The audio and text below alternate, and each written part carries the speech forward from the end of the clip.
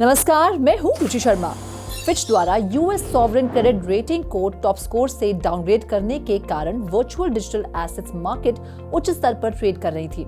इसके अलावा micro strategy अधिक बिटकॉइन लेंड सपोर्ट खरीदने की योजना बना रही है।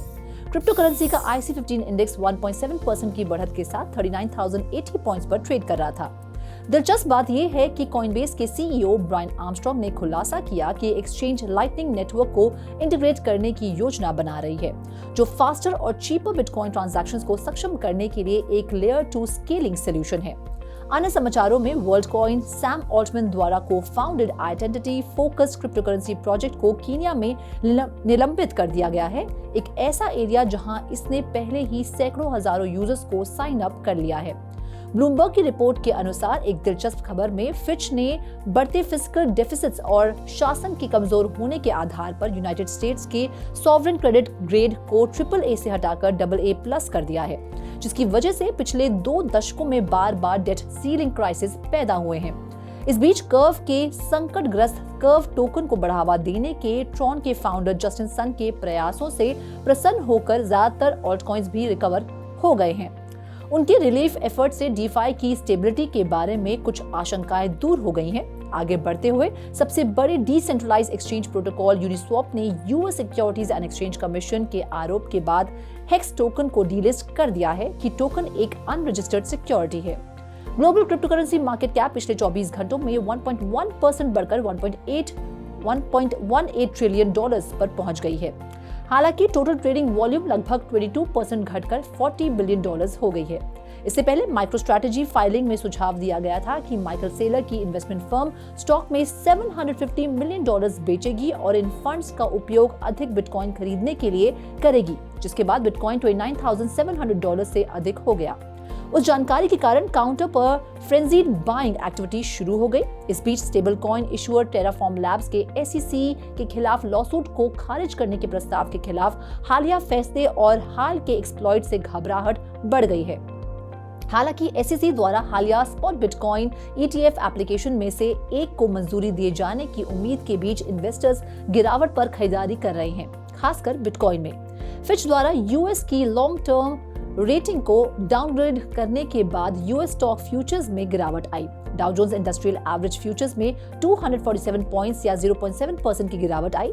S&P 500 और Nasdaq 100 फ्यूचर्स में क्रमशः 0.9% और 1.1% की गिरावट आई। बिटकॉइन 2% की बढ़त के साथ $29,510 पर ट्रेड कर रहा था। दूसरी सबसे बड़ी क्रिप्टो करेंसी इथेरियम 1.3% की बढ़त के साथ $1,857 पर ट्रेड कर रही थी।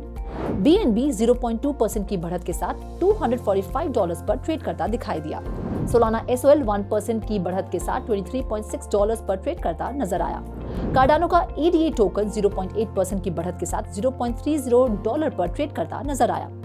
Avalanche AVAX 0.2% की बढ़त के साथ $12.7 पर ट्रेड करता दिखाई दिया। Polygon Matic 2% की बढ़त के साथ $0.69 पर ट्रेड कर रहा था। पॉपुलर मीम कॉइन डोज 0.1% की बढ़त के साथ $0.076 पर ट्रेड करता नजर आया।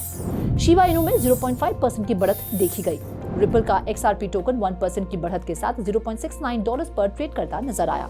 पोल्काडॉट 1.6% की बढ़त के साथ $5.1 पर ट्रेड करता दिखाई दिया। आइए देखते हैं क्रिप्टो करेंसी मार्केट पर हमारे एक्सपर्ट की क्या है राय। Bitcoin, the largest cryptocurrency, retested resistance line but needs to hold about $29,500 to gain positive momentum. Bitcoin was able to retest about the resistance line of $29,000 on this day, as it suggests that the bears may be losing control.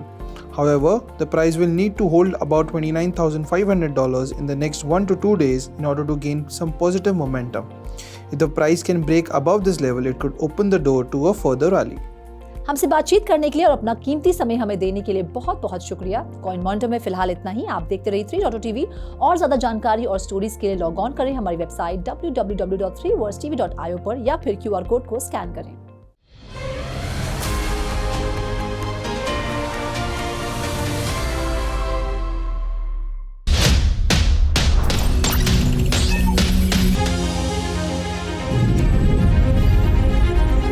With 3.TV, stay connected with the world of blockchain. Stay up to date with infinite world of NFTs, Come explore and evolve with 3.0 TV in the metaverse. So many coins, so much volatility. 3.0 TV delivers the news that matters.